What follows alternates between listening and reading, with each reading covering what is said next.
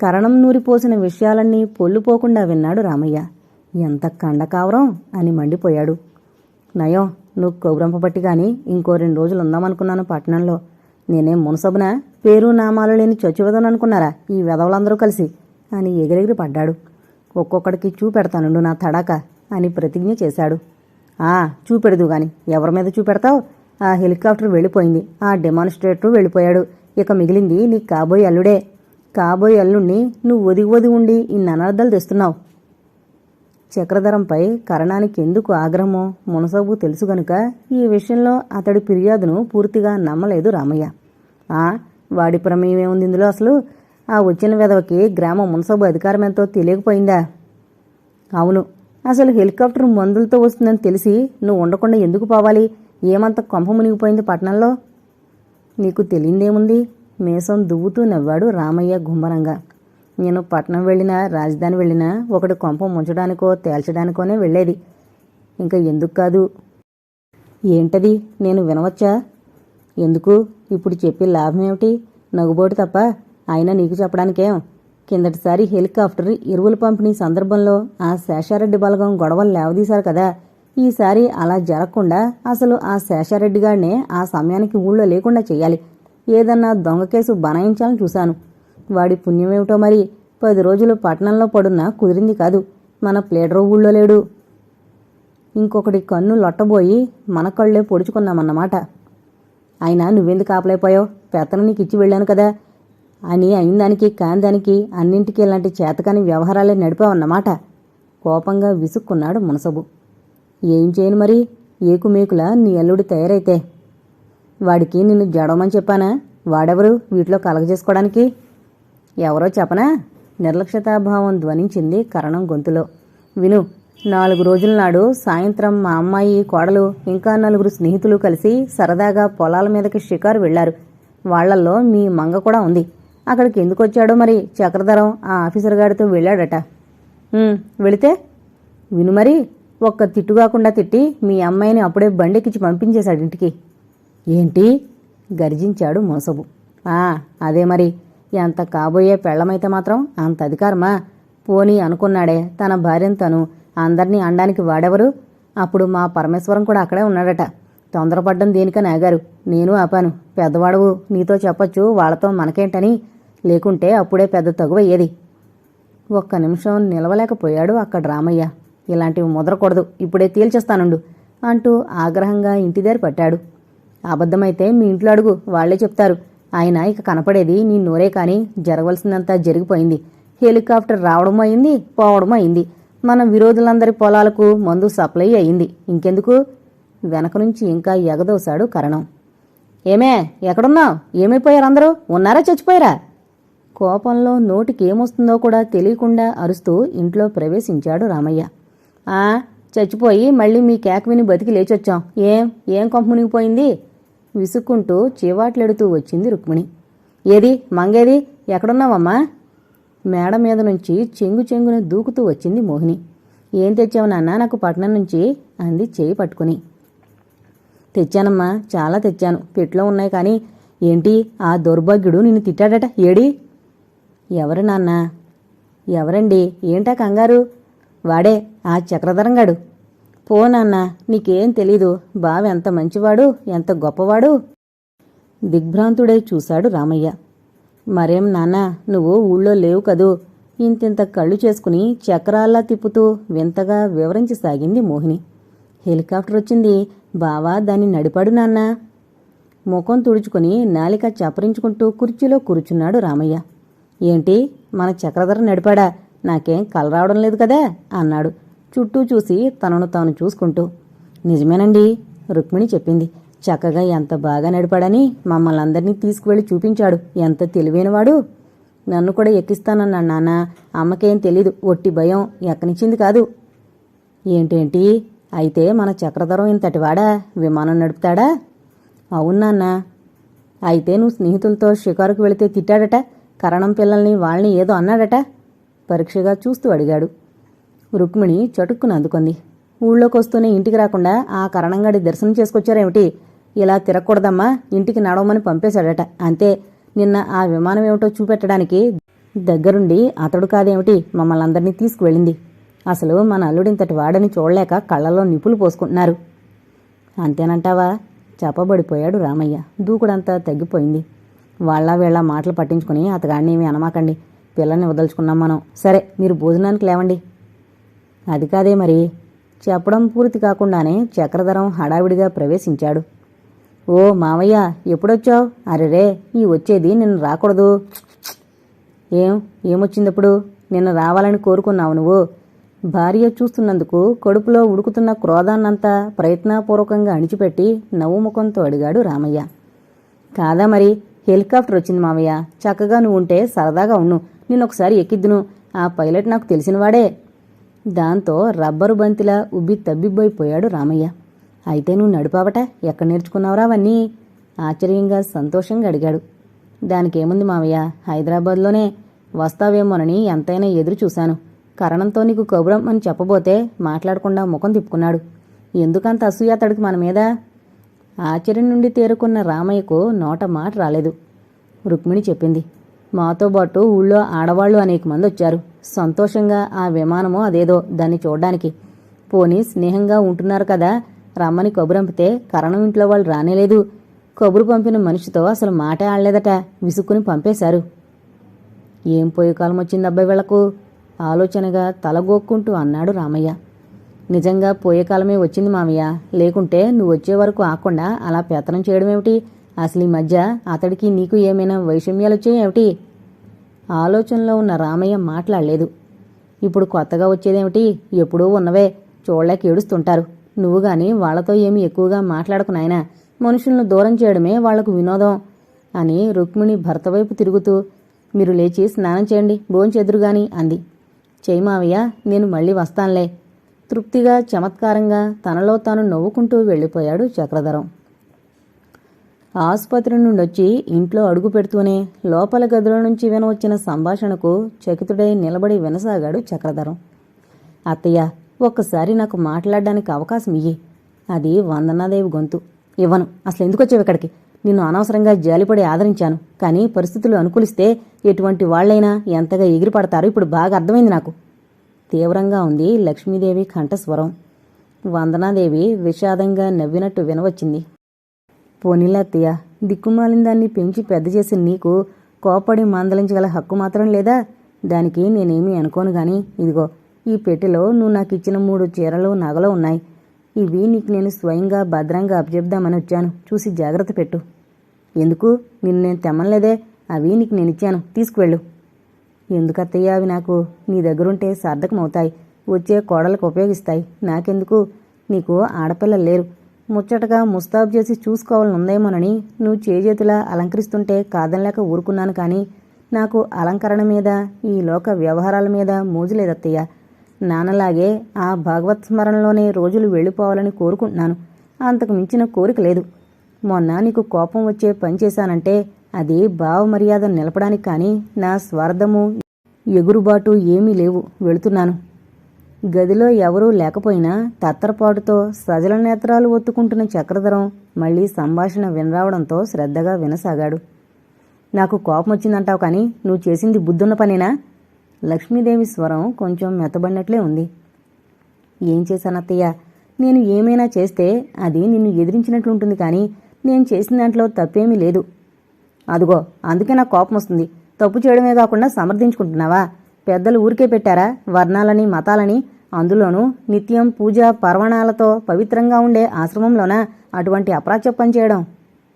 అత్తయ్య, మెల్లగా దృఢంగా ఉంది వందనాదేవి కంఠస్వరం. నీకు తెలీదని నేనన్ను. నాలో అంత అహంకారం కూడా లేదు. కానీ నువ్వు అంత దూరం మాత్రం ఆలోచించలేదంటాను. నలుగురు అనేది నువ్వు అంటున్నావు కానీ నిత్యం అన్ని పుణ్యగ్రంథాలు పఠిస్తావు. అన్నింటిలో ప్రబోధమయ్యేదేమిటో ఎప్పుడైనా ఆలోచించావా? ఏంటంతా నేను ఆలోచించింది నువ్వు ఆలోచించిందిని?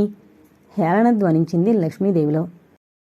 వందనాదేవి బలంగా నిట్టూర్చడం స్పష్టంగా వినిపించింది. ఇంతవరకు వచ్చింది గనుక స్పష్టంగా చెప్తున్నాను. ఆ పైన నువ్వు ఆ విషయాన్ని ఎటువంటి మనసుతో స్వీకరించినా సరే, నువ్వు ఇంత పవిత్రంగా ఎంచే రామాయణం ఏమిటి? ఎవరు రాశారు? వాల్మీకి ఎవరు? అతడి పూర్వచరిత్ర ఏమిటి? విడమరిచి నేను చెప్పనవసరం లేదు. అన్నీ నీకే తెలుసు. ఎన్ని పాపకార్యాలు చేసినా హీనకులజుడైన ఉత్తముడుగా మారి అతడు రచించిన రామాయణాన్నే మనం శిరసావహిస్తున్నాం. రామాయణంలోని శబరి, గుహుడు మొదలైన వారి ధన్యచరిత్రలు చదివితే మనకర్థమయ్యేదేమిటి? మాలిన్యం లేని మనఃపవిత్రత కాని ఆయా వ్యక్తుల కులమత విశేషాదులు కాదుగా ముఖ్యం. నిరత్తరయ్యింది లక్ష్మీదేవి. శ్రద్ధగా వింటున్న చక్రధరం మనసు సరోవర తీరాన విహరించసాగింది. తిరిగి వందనాదేవి చెప్పసాగింది. క్షత్రియుడైన శ్రీకృష్ణుడు యాదవుడయ్యాడు, యాదవులంట పెరిగాడు, భుజించాడు. మరి ప్రజలు అజ్ఞానంగా యుక్తాయుక్తాలు యోచించకుండా అనుచితంగా ప్రవర్తించరాదనే ఉద్దేశంతో కొన్ని ప్రమాణాలు ఏర్పరిచారు విజ్ఞులైన పూర్వులు. కాని స్వార్థ మానవులు వాటిలో తమకు అనువైన వాటిని స్వీకరించి తమ ప్రవర్తనకు అనుగుణంగా వ్యాఖ్యానించుకుని మిగిలిన వాటిని చూసి చూడనట్టు వదిలేస్తున్నారు. నిత్యం మహాభారతం పఠిస్తావు, అందులోంచి నువ్వు గ్రహించిందేమిటి మరి? ధర్మరాజు నహూషుని ప్రశ్నలకు సమాధానమిస్తాడు చూశావు. వ్యక్తి గౌరవానికి గుణం ప్రధానమనే కదా దానర్థం. ద్విజుణ్ణని గర్వించిన కౌసుకుని ఒక సాధారణ గృహిణి బ్రాహ్మణోచిత ధర్మాలను చెప్పుకొస్తుంది. కేవలం స్వాధ్యాయన పరుండవు కాని ధర్మసూక్ష్మత ఎరుగవు నువ్వు అంటుంది. అలాగే ఉంది ఈనాడు నీ మనస్థితి. ప్రస్తుతంలో ఇమళ్లేం. పూర్వాన్ని పూర్తిగా అర్థం చేసుకోగల శక్తి లేదు. ఇంతటి ఉగ్రతాపసి సద్బ్రాహ్మణుడు అయిన కౌశికుడు ఎరుకల జనితుడై మాంస విక్రయంతో జీవితం గడుపుతున్న ధర్మవ్యాధుడి దగ్గరకు పోయి జ్ఞానభిక్ష పొందాడు. ఇవన్నీ నీకు తెలియవని నేను మహాజ్ఞానినని చెప్పడం లేదు అత్తయ్య. బహుశా నువ్వంతగా ఆలోచించుండవు ఇదివరలో. ఒక్కసారి శాంత హృదయంతో ఆలోచించు. అంతే నేను కోరేది. విసిగించానేమో, క్షమించు, వెళుతున్నాను. మైమరిచి వింటున్న ప్రత్యక్ష పరోక్ష వ్యక్తులిద్దరూ దిగ్భ్రాంతి నుండి తేరుకోకమునిపే వందనాదేవి ఇల్లు దాటి కనుమరుగైంది. చక్రి తలవంచి భోజనం చేస్తున్న చక్రధరం తల్లి పిలుపుకు తలెత్తాడు. మళ్ళీ ఆశ్రమంలోకి వెళ్ళావా? మళ్ళీ అంటే అదే మొన్న సాయంత్రం ఆ హెలికాప్టర్ చూడ్డానికి వెళ్ళాం. అప్పుడు వందన రానన్నది కదూ? అవును. ఆ తర్వాత మళ్ళీ వెళ్ళావా? లేదు. కుమారుని ముభావం చూసి కొంతసేపు మౌనం దాల్చింది లక్ష్మీదేవి. కాని మనస్సును వ్యక్తం చేయకుండా అలా మౌనంగా ఉండలేకపోయింది. వందన పైకి అలా అంటుంది కాని ఎన్ని తెలుసనుకున్నావు? నివురుగప్పిన నిప్పు. చక్రధరం మాట్లాడలేదు, తలెత్తలేదు. ఒకనాడు వందనను గురించి ధర్మయ్య మాస్టర్ కూడా సరిగ్గా అదే విధంగా మాట్లాడడం గుర్తుకొచ్చింది. నేను కొంచెం తొందరపడ్డానేమో అనిపిస్తోంది ఇప్పుడు అంది లక్ష్మీదేవి తిరిగి. అప్పటికీ చక్రధరం మౌనం విడువలేదు. వచ్చి కొడుకు సామీప్యంలోనే కూర్చుంది లక్ష్మీదేవి. మాట్లాడవేం చక్రి, కోపమా? అతడి చుబుకం పట్టి ప్రశ్నించింది. మాట్లాడడానికి ఏముందమ్మా? నువ్వు తల్లివి, పెద్దదనవు. ఇష్టమో కష్టమో నీకు అనంగీకారమైన విధంగా ప్రవర్తించనని మాటిచ్చాను. ఇంకేం చేయను? ఏమైనా ఉంటే ఆజ్ఞాపించు. హృదయపూర్వకంగా నవ్వేసింది లక్ష్మీదేవి. అయితే ఆజ్ఞాపిస్తున్నాను. మధ్యాహ్నం లేకుంటే సాయంత్రం ఒకసారి ఆశ్రమానికి వెళదాం. మాట్లాడవేమిటి? ఏదో పెద్దదాన్ని, చాదస్తురాల్ని అనుచితంగానే ప్రవర్తించాననుకో, మీరు కోపం తెచ్చుకుంటే ఎలా?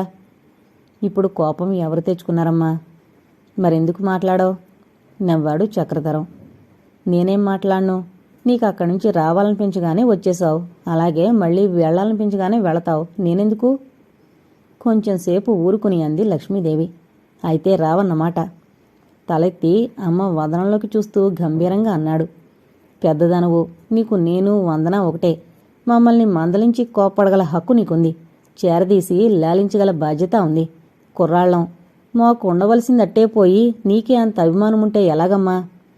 నిన్న వందనొచ్చి ఎన్ని చెప్పిందనుకున్నావు? ఆశ్చర్యమైంది. తన పనిని అంత అందంగా సమర్థించుకుందని ధోరణి మార్చింది లక్ష్మీదేవి. అవును, ఊరికే వాదించి నీకు కోపం తెప్పించడమే గాని అంత అందంగా ఎన్నడూ వివరించి నీ మనసు మార్చలేకపోయాను అని నవ్వాడు. అయితే నిన్న వందనొచ్చినప్పుడు నువ్వు ఇంట్లోనే ఉన్నావా? అన్నీ విన్నావన్నమాట. మీరు మాట్లాడుకుంటుండగానే వచ్చాను. అయితే సాయంత్రం ఒకసారి అలా వెళ్దామా?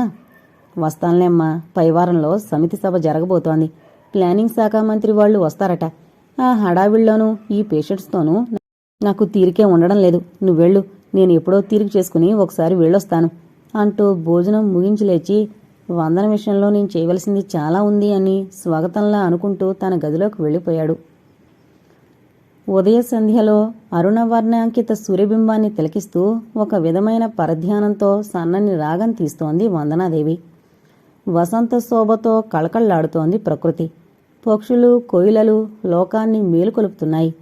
చిలకలు, గోరువంకలు పాడుతున్నాయి. నవవికసిత పుష్ప సౌందర్య సౌరభాలతో నేత్ర పర్వమై మనోరంజకమై అలరారుతున్నది వనం.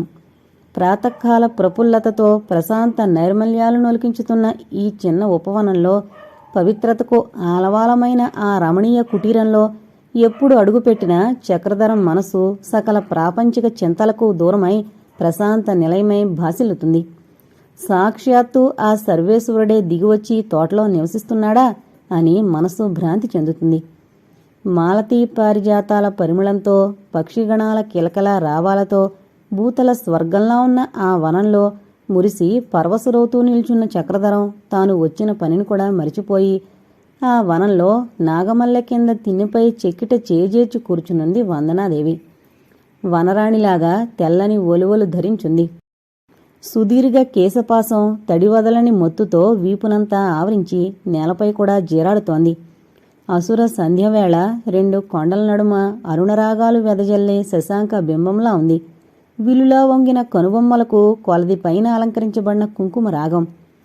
సన్నగా తనలో తాను పాడుకుంటూ ఒడిలో ఉన్న అటుకులను కింద చల్లుతోంది. వాటిని పిచ్చుకలు అనేకం జేరి నిర్భయంగా తింటున్నాయి. ఆమె పక్కనే కూర్చుని ఒక నల్లపిల్లి రొట్టె ముక్కను తింటోంది. తిన్నెకు కొద్ది దూరంలో నిర్భయంగా కూర్చున్న రెండు ఉడతలు మామిడి పళ్ళు చేతబట్టి ఆప్యాయంగా భుజిస్తున్నాయి. మామిడి చెట్టుపై కాయల కోసం చేరిన రామచిలకలు రకరకాలుగా అరుస్తున్నాయి. ఆ దృశ్యం చూసిన చక్రధరం ఎదలో అనేక భావతరంగాలు ఉవ్వెత్తుగా లేచాయి. ప్రఖ్యాత ఆంగ్ల కవి వర్డ్స్వర్త్ కవిత్వం మనసులో మెదిలింది. మానవ జాతి నుండి ప్రేమానురాగాలు లభించక ప్రకృతితో స్నేహం చేశా అంటాడు వర్డ్స్వర్త్. ఆ విధంగా ఈ స్వార్థ ప్రపంచంలో మానవుల నుండి ప్రేమాదరణలు కరువైన ఈ వందన, ఈ నిస్సంగి ప్రకృతి సంతానంతో స్నేహం చేసి తృప్తి చెందుతుందన్నమాట. ఎవరినీ ద్వేషించని, పల్లెత్తి పరుషమాడని ఈమె హృదయం ఎంత కోమలమైంది. పుష్పం ఎంత అందం, సువాసన గలదైనప్పటికీ దాని విలువ తెలిసి సున్నితంగా ఆఘ్రాణించే నేర్పు గలవారి వద్దనే రాణించి తన పరిమళాలు వెదజల్లుతుంది. విలువ తెలియక నలిపి పారేస్తే నామరూపాలు లేకుండా నశించిపోతుంది. సున్నితమైన లతకు బలమైన వృక్షం ఆలంబనగా ఉంటేనే చక్కటి మనుగడ. అదేవిధంగా అజ్ఞాతంగా నిరర్ధకంగా పడున్న ఈ బాలికలోని వివేక విజ్ఞానాలు పైకి రావడానికి దోహదమిచ్చే ఉత్తముడు, సౌమ్యుడు ఆమెకు జీవన సహచరుడుగా లభించాలి. ఆ అదృష్టవంతుణ్ణి నేనే ఎందుకు కాకూడదు? అతడి మేను పులకరించింది. అవును, లోకమంతకు ఏ వర్షమైనా ఉపయోగిస్తుంది. కాని ముత్యపు చెప్ప స్వాతివాన కొరకే పరితపిస్తుంది. వందనకు నేనే తగినవాణ్ణి. ఇవాళ స్థిరంగా నిశ్చయించుకున్నాను. ద్వైదీభావం సమసిపోయింది. ఎన్ని ఆనందాలైనా వందన మనోసౌందర్యం ముందు దిగదుడిపే. ఎన్ని ధనధాన్యాలైనా ఆమె వివేక ధనం ఎదుట అల్పమే. ఎటువంటి యువతి గుణశీలాదులైనా ఈ సుగుణరాశిని తలదనలేవు. విష్ణువందనాదేవి అవును, ఆమె కామియే సాటి. ఎవరికి కోపమొచ్చినా ఎవరేమన్నా ఈమెను మాత్రం వదులుకోరాదు. వందన మృదువుగా సంబోధిస్తూ చక్రధరం ఆమెను సమీపించాడు. రండి, కూర్చోండి అని తాను లేచి నిల్చుని సాదరంగా ఆహ్వానించింది వందన. నువ్వు కూర్చో, లేకుంటే నేను కూర్చోను. కూర్చుంటాను, మీరలా కూర్చోండి.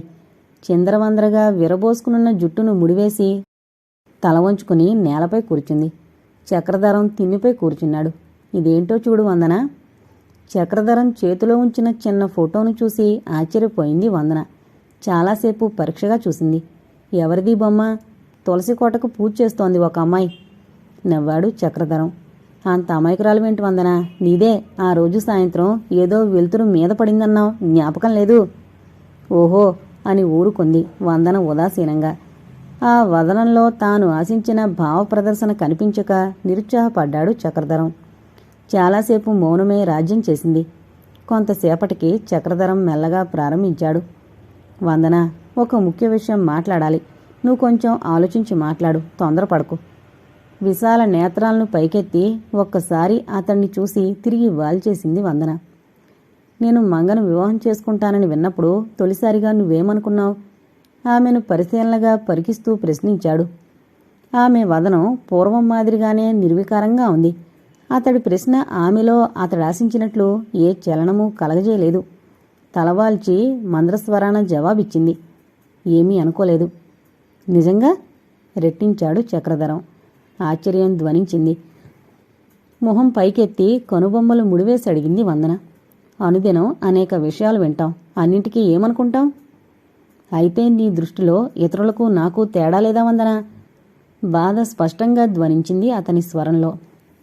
తన తప్పు తెలుసుకున్న వందనాదేవి పశ్చాత్తాప స్వరంతో అంది.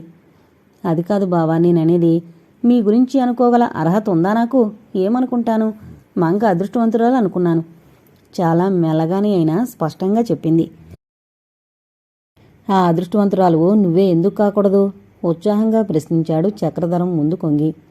చటుక్కున్న లేచి నిల్చుంది వందన. ఆమె బాహ్య ప్రవర్తనలో ఎటువంటి తొణుకు ప్రదర్శితమవ్వకపోయినా ఆంతరంగంలో కలిగిన తొట్రుపాటును అతడు గ్రహించాడు. అతడు లేచాడు కూర్చున్న ప్రదేశం నుండి. అవును వందన, నేను నిన్ను వివాహం చేసుకుంటాను, అంగీకరించు. ఆమె వెనక నుంచి లాలనగా అన్నాడు. జ్ఞానం వచ్చినాటి నుంచి బంధుప్రేమ కరువైన ఆమెకు అతడి ప్రేమపూరిత వాక్కులకు కళ్ళు చెమర్చాయి. నోట మాట రాలేదు. మాట్లాడమేం వందనా? ఏం మాట్లాడను బావా? దీనంగా తలెత్తింది. నేనందుకు అర్హురాల్నా? విద్య, రూప, గుణాలు ఏ ఒక్కదానిలోనూ నేను మీకు సరితూగజాలను. కాకి ముక్కుకు దొండపండు అన్నట్లుంటుంది మీ పక్కన నేను నిల్చుంటే. అదీగాక తల్లి లేని, ఆస్తి లేని నన్ను చేసుకోవడం మీకు సుఖదాయకం కాదు. ఇప్పుడు నాపై జాలితో తొందరపడి వివాహం చేసుకుంటే తర్వాత విచారిస్తారేమో. చూడు వందన, దృఢస్వరంతో మెల్లగా మొదలుపెట్టాడు. మనం ఒకరికొకరం కొత్తవాళ్లం కాదు. నీ సంగతి నీకంటే నాకే బాగా తెలుసు. అన్నీ తెలుసుకునే నేను కోరి చేసుకుంటున్నప్పుడు నీకు అభ్యంతరమేమిటి? కోరితే నీకంటే మంగ కంటే అందగత్తెలు కురుస్తారు. వేల కొలది ధనం లభిస్తుంది. కాని అక్షర లక్షలు చేసే నీ అమృత అంతరంగం ఎలా లభిస్తుంది? బాహ్య సౌందర్యం కంటే హృదయ సౌజన్యతే నాకు ప్రధానం. సిరి సంపదల కంటే గుణ సంపదే ముఖ్యం. 100 కొలది ఎకరాలు, లక్షల కొలది ధనరాశులు ఉంటే కాని బ్రతకలేమా? వందనాదేవి నేత్రాల నుండి దుఃఖ ఆనందాశ్రువులు మిళితమై ప్రవహిస్తున్నాయి. వృద్ధకంఠంతో జవాబిచ్చింది. బావా, నా మనస్థితి ఎలా వర్ణించేది? ఈ నిష్ఠూర జీవితంపై మీకు గల ప్రేమాభిమానాలు ఈ జన్మకు మరువలేను. అంతే చాలు, ఇంకేమీ వద్దు. ఈ విశాల ప్రపంచంలో నా వంటి నిర్భాగ్యురాల్ని కూడా ప్రేమించేవారొకరున్నారు. ఈ ప్రేమ నా గుండెల్లో సర్వదా వెన్నెల కాస్తుంది. అధైర్య సమయాల్లో ధైర్యమిస్తుంది. ఇంతకంటే ఏం కావాలి? ప్రతిగా మీ జీవితం స్వర్గధామం కావాలని సర్వదా భగవంతుణ్ణి ప్రార్థిస్తాను. తనపై తనకే అశ్రద్ధ, జీవితంపై నిర్లక్ష్యం గల ఈ తండ్రిని వదిలి నేను మీతో రాలేను. నాకు జీవితంపైన, అలంకరణపైన కోరిక లేదు. నాన్న సేవలోనే నా జీవితం తరించిపోతే చాలు. ఈ పక్షుల్లో ఒక పక్షిగా, ఈ చెట్లలో ఒక చెట్టుగా, ఈ పువ్వుల్లో ఒక పువ్వుగా నా జన్మ గడిచిపోతే చాలు. మరే కోరిక లేదు. భారంగా నిట్టూర్చాడు చక్రధరం. ఆమె చేతిని తన చేతిలోకి తీసుకుంటూ అడిగాడు. ఆలోచించి చూడు వందన, ఇందులో బలవంతమేమీ లేదు. నువ్వు నాతో ఎక్కడికి రానక్కర్లేదు. ఈ గ్రామ ప్రజలకు వైద్యం చేస్తూ నేను ఇక్కడే ఉండిపోతాను. ఇంత చదువుతో ఈ పల్లెల్లో ఎలాగోలా బ్రతకలేకపోం. ఈ ఉద్యోగమే ప్రధానం కాదు. ఇద్దరం నిరాడంబరులం. మన మనస్తత్వాలొకటి. పాలు నీరు కలిసిపోయినట్టుగా కలిసిపోతాం. ఏ బాధ ఉండదు. బాధించేవారు ఉండరు. నీకు ఈ వెట్టి చాకరీ, యమయాతల నుండి విముక్తి లభిస్తుంది. అమ్మ నా కోరిక కడ్డు చెప్పదు. ఏదో చిన్న చిన్న విషయాల్లో కోపం చూపినా అమ్మకు నీపై చాలా అభిమానం. మాట్లాడు వందన, ఏంటింకా నీ అభ్యంతరం? పెదమామయ్యపై కుమార్తెగా నీకెంత ప్రేమానురాగాలున్నాయో మేనలుడిగా నాకు అంతే ఉన్నాయి. ఇరువురం కలిసి ఆయనకు శుశ్రూష చేద్దాం. అంగీకరించి వందన, అడ్డు చెప్పకు. వందన ఏమో చెప్పబోయేలాగా రుక్మిణి కంఠస్వరం వినవచ్చింది గరగరలాడుతూ. అతి సమీపంగా కూర్చుని సన్నిహితంగా మాట్లాడుకుంటున్న చక్రధరం, వందనాదేవి ఉలిక్కిపడి లేచారు. ఊళ్ళో ఎక్కడో ఏదో జాతర జరుగుతున్నట్లుంది. ఆ డప్పుల చప్పుడేమిటో గుండెలపై కొడుతున్నట్లు అనిపించింది ఇద్దరికి. ఏం పిన్ని, పొద్దున్నే ఎలా వచ్చావు? సంతోషంగా అడిగింది వందనాదేవి. రుక్మిణి వదనం చాలా కఠినంగా ఉంది. చూపులు అప్రసన్నంగా ఉన్నాయి. నడు బండెక్కు అంది ఆజ్ఞాపిస్తున్నట్టు. ఆమె దగ్గరున్న ఫోటోను పరీక్షగా చూస్తూ. వందన అప్రయత్నంగానే చక్రధరం వైపు చూసింది. అతడామెను వారిస్తున్నట్టు కనుసైగ చేస్తూ, ఏమత్తయ్యా, ఏంటంత తొందరగా ఉన్నావు అని అడిగాడు. నా సంగతికేంటి గాని నువ్వంత తిరిగ్గా ఉన్నావేం? రుక్మిణి ఎదురు ప్రశ్నలో నిష్ఠూరత, తీవ్రత, కఠినత, అధికారం కూడా ప్రతిబింబించాయి. ఏం ఉద్యోగం మానేసామేమిటి అంది తిరిగి అతడు సమాధానం చెప్పేలోగానే. తేలిగ్గా నవ్వేశాడు చక్రధరం. మానాలంటే నా ఇష్టమా, చెయ్యాలంటే నా ఇష్టమా? మరే మహానుభావుడు ఆ పనికి పూనుకోకుండా ఉండాలి. ఎంతకు నేనడిగింది చెప్పావు కాదు. ఏం దాని తరపున ప్లేడర్వా నువ్వు? బిగ్గరగా నవ్వేశాడు చక్రధరం. మా మావయ్య భార్యవనిపించావు. వందనకు మళ్లీ నీరసం గుండెదడ వచ్చాయన్నమాట. అందుకే నువ్వన్నట్టు ఉద్యోగం మానేసి ఇక్కడ మందివ్వడానికి వచ్చాను. అది రాయిలా కనిపిస్తుంటే నువ్వు దానికి లేని రోగాలన్నీ అంటగడతావేమిటి? నేను మూర్ఖురాలు కాదు, అన్నీ తెలుసుకోగలను. పదవే వందన, ఇక్కడ రాయిలా కూర్చుంటే నీకు తిండి నీ బాబుకు పాలు సరఫరా చేస్తూ కూర్చుంటాననుకున్నావా? అదేంటత్తయ్యా, వచ్చి మాత్రం ఏం చేస్తుంది? వందన ఆరోగ్యం ఏం బాగుండలేదు. నా మాట మీద నమ్మకం లేదా నీకు? మందేయడం అంటే ఏంటి, ఫోటోలు తీయడమా? హేళనగా అడిగింది రుక్మిణి. మీరుండండి బావా, నన్ను మాట్లాడివ్వండి అంటూ చక్రధరాన్ని వారించి ధైర్యంగా నిశితంగా రుక్మిణి వదనంలోకి చూసింది వందన. నేను నిన్నెప్పుడూ ఎదిరించి మాట్లాడలేదు పిన్ని. నాకు అమ్మవైన నువ్వే, పిన్నివైన నువ్వే. కానీ నీ మాటల్లో నిజం లేదని శాసించి చెప్తున్నాను. నువ్వు నాకు భోజనం, నాన్నకి పాలు పంపిస్తున్నావా? ఎప్పుడు పంపించి శ్రమపడ్డావు నువ్వు? ఎన్నడూ తన మాటకి ఎదురాడిని వందన తిట్టినా కొట్టినా నోరెత్తక పడుండే దిక్కుమాలింది. ఈవాళ్ల ధైర్యంగా తన ముఖం చూసి గొంతెత్తి మాట్లాడుతుంటే రుక్మిణి ఆశ్చర్యపోయింది, కోపము వచ్చింది. ఆమె దిగ్భ్రాంతి నుండి కోలుకోకముందే తిరిగి వందనాదే వంది. నాకు జ్వరం వచ్చినాడు అంటే నెల్లాళ్ల కిందట నాన్నకు పాలు పంపించావు. నాకు జ్వరం వచ్చిందని అత్తయ్య ఇక్కడికి రావడంతో అన్నీ ఆవిడే చూసుకుంది. ఇప్పుడు అత్తయ్య వెళ్లి వారం రోజులైంది ఇక్కడి నుంచి. అప్పుడు గాని ఇప్పుడు గాని నువ్వు భోజనం పాలు పంపలేదు. అసలు ఎవరూ రాలేదు. వారం రోజుల కిందట ఒకనాడు వచ్చావు నువ్వు, మళ్ళీ ఇప్పుడొచ్చావు. ఏంటి? అప్పటికి ఆశ్చర్యం నుండి కాస్త తేరుకుని రుక్మిణి మళ్లీ క్రోధాన్నంతా కూడదీసుకుని కనులలో ద్యోత్యకపరుస్తూ అరిచింది. నీకు భోజనాలు పాలు అందలేదు, మరైతే ఇంత దుఃఖలా ఎలా ఉన్నావు? చక్రధరం ఆశ్చర్యంగా చూడసాగాడు. వందనాదేవి నీరసంగా నిర్లక్ష్యంగా నవ్వింది. అందరికీ తెలిసిన విషయం గురించి పసివాళ్లలా అమాయకంగా దబాయించడం దేనికి పిన్ని? నా ఆరోగ్యం సంగతి అటుంచు. అసలు నేనిక అక్కడికి రాను. నాకు ఆనాటికానాడు ప్రాపంచిక చింత దూరం అవుతోంది. నాన్న మార్గంలోనే నా జీవితాన్ని కూడా నడిపించదలుచుకున్నాను. ముష్టాన్నాలతో ఈ శరీరాన్ని పోషించదలుచుకోలేదు. అర్ధరహితమైన బ్రతుకు బ్రతకదలుచుకోలేదు నేను. నాన్నకు ఆహారమైన పళ్లే నాకు ఆహారమయ్యాయి. ఆ పళ్లకు ఎవరి శ్రమ దండగా లేదు. ఈ ఆశ్రమంలో చెట్లకు ఆ మాత్రం దయ్యుంది నా పైన. చక్రధరం అదిరిపడ్డాడు. గుండెలు బాధతో కుమిలిపోయాయి. రుక్మిణి క్రోధావమానాలు ముప్పిరిగొనగా మరి మాట్లాడకుండా నేల అదిరిపడేటట్టు వడివడిగా నడుస్తూ వెళ్లి బండెక్కింది. చక్రధరం కూడా బరువుగా అడుగులు వేస్తూ అక్కడ్నుంచి వెళ్లిపోయాడు. వందనాదేవి వదనం వైపు చూడలేకపోయాడు. ఆకాశం నిండా మబ్బులు కమ్మున్నాయి. గాలి తెరలు తెరలుగా వీస్తూ బలం కూర్చుకోబోతోంది. ఆ వాతావరణం వల్ల ఆశ్రమ ప్రశాంతత కొంచెం గాయపడినట్లు కనిపిస్తోంది. నిర్మలంగా నిలుచుండే తరుల తాదులు వాయుదేవుని ఆగడానికే అల్లల్లాడిపోతున్నాయి. చక్రధరం ఆశ్రమంలో అడుగడగానే ఘంటారావం చెవిన పడింది.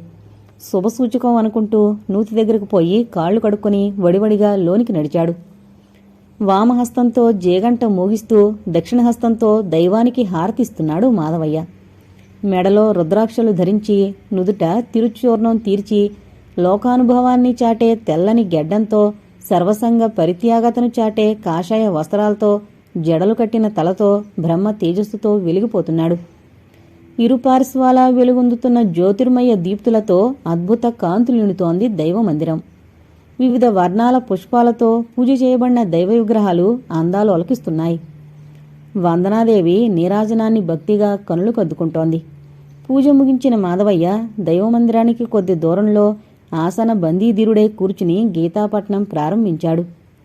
భక్తి శ్రద్ధలతో బయటనుంచే నమస్కరించిన చక్రధరం సర్వం మరిచి ఆ గంభీర మానవాతీత వ్యక్తిని, ఆ అతిలోక నైర్మల్యపూరిత వాతావరణాన్ని, ఆ తేజో విరాజమానమైన భగవన్ మందిరాన్ని పారవస్యంతో అవలోకించుతూ నిలబడిపోయాడు.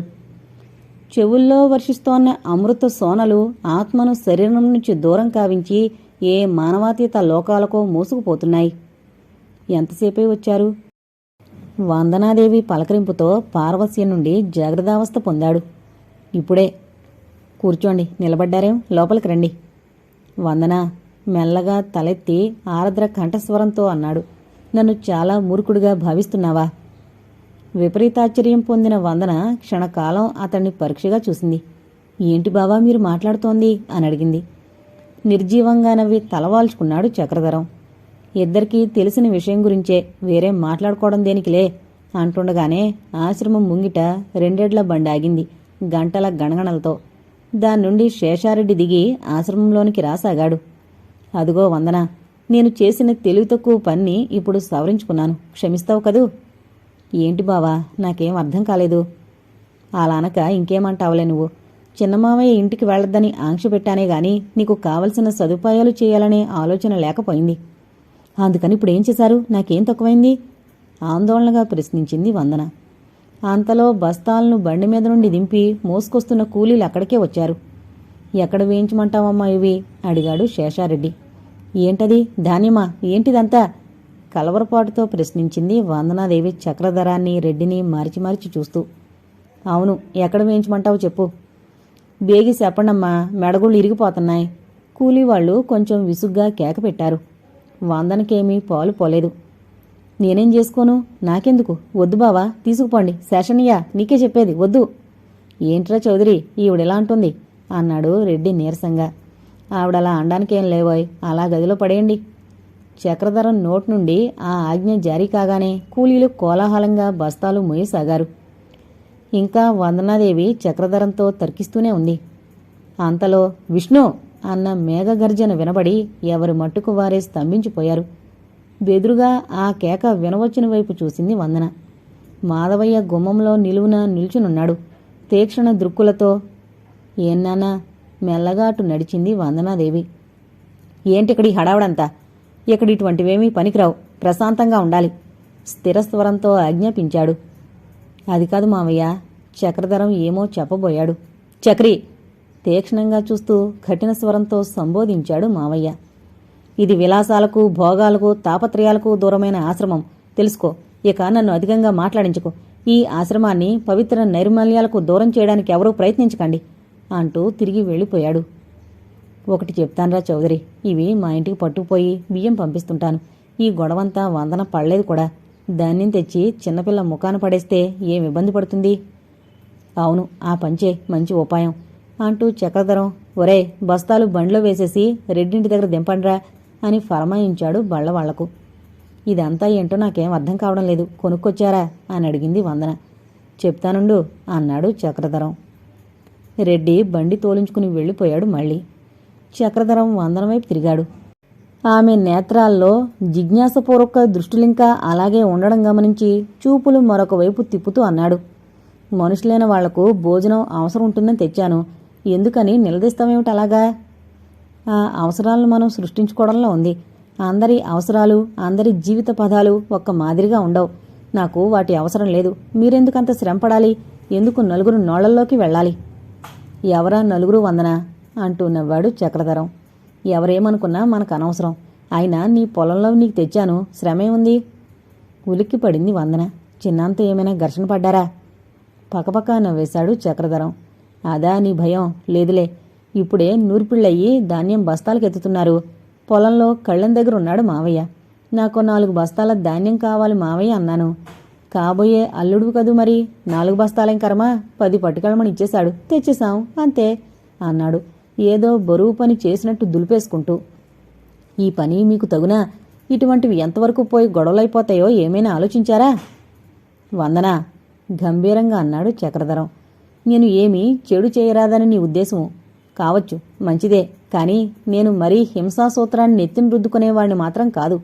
అందువల్ల నేను చెడ్డవాడిగా కనిపిస్తే కనిపించచ్చుగాక, చెడును చెడుతోనే అంతం చేస్తాను. నేను మందులకు తగ్గే రోగాలుంటాయి, కోతలు కోసి కుట్లు కడితే కాని తగ్గనివి ఉంటాయి. అలాగే మనుషుల స్వభావ జాడ్యాలకు రకరకాల మందులు కావాలి. సజ్జనుణ్ణి సక్రమ మార్గంలోనే దారికి తేవాలి, దుర్జనుణ్ణి దుర్మార్గంతోనే లొంగదీయాలి. వజ్రం వజ్రానికే భేదింపబడుతుంది. డాక్టర్లు కదూ మరి అని నవ్వింది వందన. అయినా నా గురించి మీకు నిష్ఠూరత వద్దని పలు విధాలు చెప్తున్నాను, గ్రహించుకోరేం. ఎంతకంటే ఎలా చెప్పాలో నాకు అర్థం కావడం లేదు. నీకు ఎలా చెప్పాలో నాకు తెలియడం లేదు వందన. సూటిగా చెప్తున్నాను, నేను నీవాణ్ణి. మనం బాబూ, ఎవరో రోగికి ప్రాణాలు పోతున్నాయట, మీరు అర్జెంటుగా రావాలి అనొచ్చాడు కాంపౌండర్. ఎంతైనా చికాకొచ్చింది చక్రధరానికి. ఎప్పటికప్పుడు వందంతో మనసు విప్పి మాట్లాడనీయకుండా అనేక అవరోధాలు. సరే పద అంటూ, వందన, నీకు నాకు వెనక ఒడంబడికి జరిగింది గుర్తుందా? దాన్ని మీరకూడదు. నువ్వు రెడ్డి పంపినవి కానీ, ధర్మయ్య మాస్టారు పంపినవి కానీ, నేను పంపినవి కానీ తిరస్కరించకూడదు, తెలిసిందా అంటూ వెళ్ళిపోయాడు.